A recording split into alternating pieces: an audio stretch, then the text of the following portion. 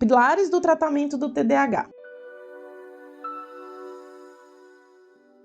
Primeiro pilar é sono, lidar com sono, dormir em horários regulares, né? Isso muito bem estabelecido, porque, obviamente, uma pessoa, como eu falei para vocês, ela tem dificuldade com as regras e planejamento, então isso é uma coisa que tem que ser um dos focos.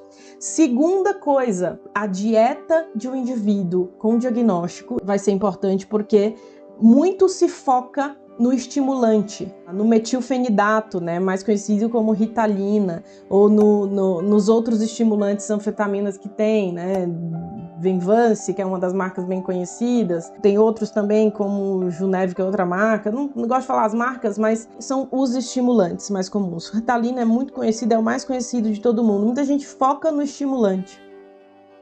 E o estimulante é só um. A primeira coisa é sono, a segunda coisa é dieta. Quem tem transtorno de déficit de atenção e hiperatividade e não foca em redução de corantes, os corantes podem aumentar a velocidade, a hiperativação cerebral, né? Isso acontece também em ansiedade, tá? Mas é muito prevalente que isso altere muito a capacidade de foco do adulto ou da criança, né? O uso de salgadinhos, né? De coisas muito coloridas, né? Aquelas coisas muito alaranjadas, corante amarelo, né? Isso tem que ser evitado e reduzido, né? Evitado, e até em alguns casos a gente consegue retirar. Salgadinho, né? Uma vez estava conversando com uma mãe que tinha um filho assim, e não era tratamento, eu não trato criança, e a criança não conseguia se aquietar de jeito nenhum, e só pulava no espaço lá que ela estava, a criança super um sofrimento enorme, uma agitação enorme, mas estava com um pacote de salgadinho fofura na mão, e comendo, e espalhava, e tudo. Imagina o estímulo cerebral dessa criança, imagina o quanto disso ela não já consumia e o quanto disso não piora o quadro, piora muito, tá? Então isso é uma das coisas. Olha, tem macarrão com temperinhos, né, que isso não deve ser aniquilado da vida de uma criança ou de um adulto com isso, porque aumenta muito essa velocidade de pensamento. Inclusive é muito comum que o paciente diga que, nossa, eu tenho meu pensamento tão acelerado que parece que vai sair de mim. Muita coisa ao mesmo tempo, eu tenho que trocar o tempo todo. Isso tem que ser visto. Então, dieta, especialmente se você puder, se for um acesso que você tem, um nutricionista. Um nutricionista, diga sobre isso. Se você já tem diagnóstico, ok. Se não, quem já tem o neto aqui que está falando que o neto tem diagnóstico e tudo isso, isso é muito importante. E, sinceramente, o pensamento da dieta, e eu não gosto nem de falar a palavra dieta, porque a pessoa tem uma ideia de que é uma restrição alimentar, né?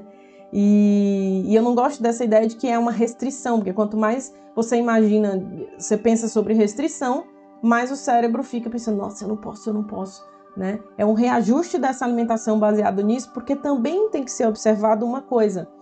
Sensibilidade a alimentos, né? É muito comum que pacientes com transtornos de neurodesenvolvimento tenham sensibilidades alimentares. A gente está falando de um quadro que a genética é muito importante, que pode estar aí presente vários polimorfismos genéticos, inclusive como a pessoa aproveita os alimentos. Tá? E esse aproveitamento dos alimentos vai importar na formação de neurotransmissor. Então, essa avaliação nutricional ela é importante para pegar todos esses aspectos. E esses aspectos podem falar sobre uma pessoa mais agitada ou uma pessoa mais calma. Mesmo que ela coma, uma pessoa pode comer proteína boa e às vezes ela tem um polimorfismo genético que não aproveita aqueles aminoácidos todos. Isso também acontece, claro que isso é mais específico para a gente pesquisar, mas isso eu não posso deixar de falar para vocês como sendo algo que de fato acontece. Agora, uma outra coisa muito, assim, é praticamente uma cápsula que precisa existir para tratamento do TDAH é exercício. Por que exercício? Não é só porque a gente sabe aquele papo lá, exercício faz bem para a saúde, todo mundo sabe disso, né? Você não precisa, obviamente, que alguém diga isso para você sabe disso, mas no TDAH, a gente está falando de um exercício que vai ajudar uma série de coisas, inclusive controle inibitório. O que é controle inibitório? A pessoa tem dificuldade... lembra que eu falei para vocês da pessoa que tem dificuldade de esperar o outro falar? Que é impossível na resposta, né? Que abre a porta, ele é o primeiro, tem que ser, né? E o exercício, especialmente em aulas com crianças, então, com o educador físico, que pode controlar o tempo de uma atividade, que fala agora começou, agora terminou, né? Que possa controlar isso, também vai ser importante para um aprendizado comportamental dessa criança. E o exercício faz isso.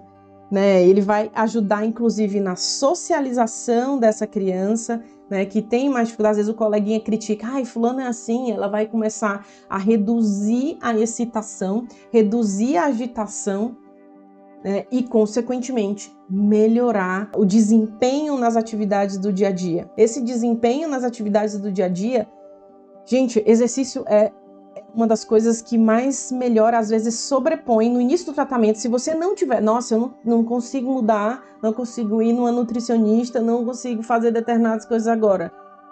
Começa pelo exercício. Começa pelo exercício.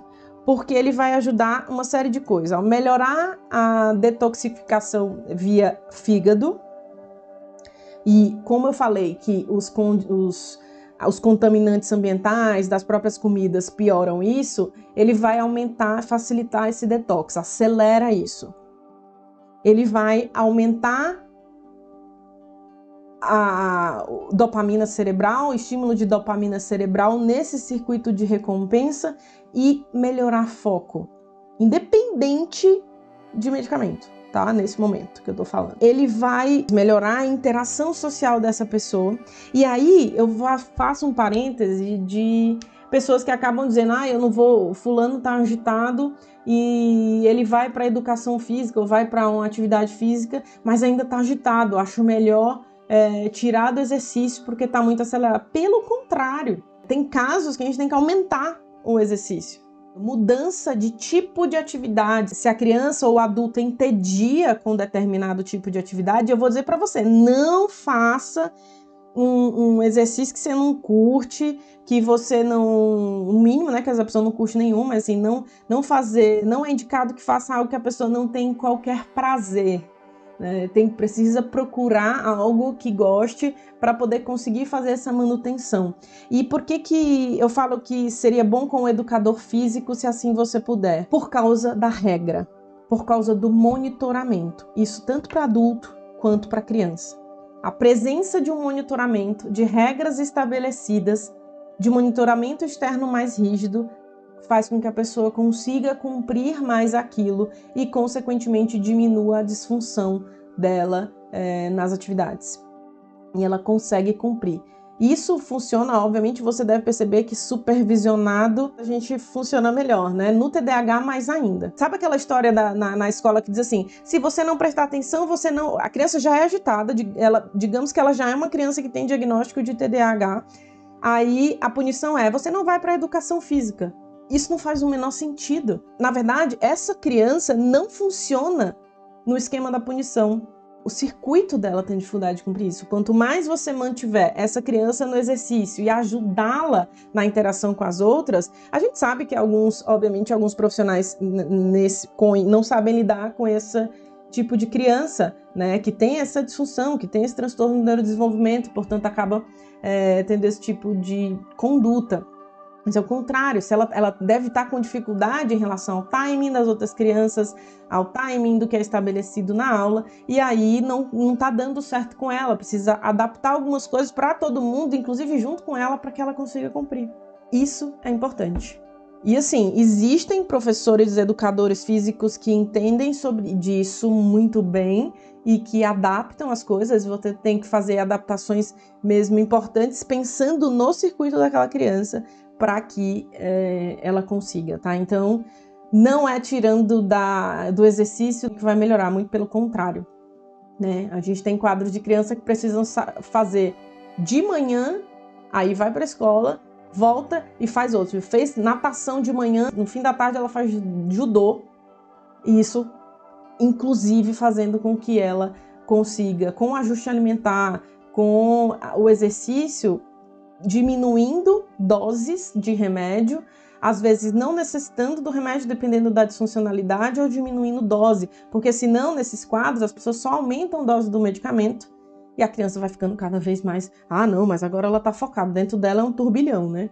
É um turbilhão, e ela não vai melhorar e vai usar mais doses e mais, vai só trocando à medida que a vida vai passando. E uma outra coisa, né, importante que o exercício faz, especialmente nesse caso, é uma ajuda na produção de um fator importante para aumento de conexão cerebral. E esse aumento de conexão cerebral, a gente precisa de fatores que façam isso e, portanto, melhorando a árvore neuronal dessas pessoas. Então, é praticamente as 3 pílulas mais importantes: sono, alimentação e exercício. E assim, a alimentação, não estou falando de coisa de comprar orgânico, só pode comer orgânico, essas coisas. Estou falando de ajuste do basicão mesmo, que as pessoas não fazem, né? Normalmente, como essa criança ou esse adulto tem um déficit no circuito dopaminérgico, a tendência da pessoa é enveredar pelas comidas mais suculentas ou com mais corantes, porque aquilo dá prazer imediato.